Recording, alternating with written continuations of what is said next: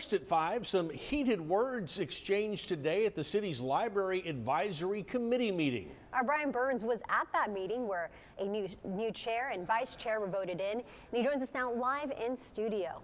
Brian. That's right, Mike, Leslie. Pat Craig, who was out ill, and Carrie Moore were voted in as chair and vice chair, respectively.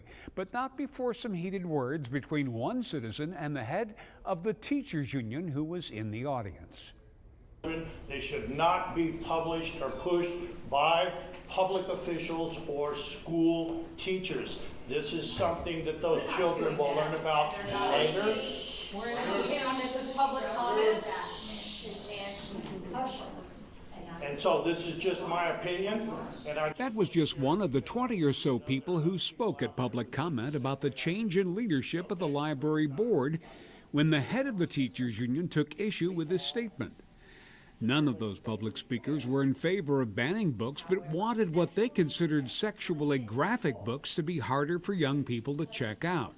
I'm being told to trust librarians, and I want to be able to trust that that's not going to be graphic porn. And remember that when a city official takes that oath, you take the oath to protect the United States Constitution and the First Amendment. We're all very passionate about this, right? Because it involves our kids. Carrie Moore, who has been serving as interim board chair before being elected vice chair, says the controversy was overblown. I think this is much ado about nothing the same way. We're an advisory board just like the airport committee or anybody else. Board member Alice Upshaw Hawkins says members of the community can rest assured that the library will be run properly. There was a lot of talk about banning books and pornographic material being pushed off on students.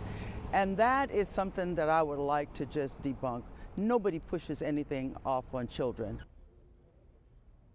Today's meeting was delayed from last week because there was no process in place to hold the election for chair and vice chair. Leslie? All right, Brian, thank you for that report.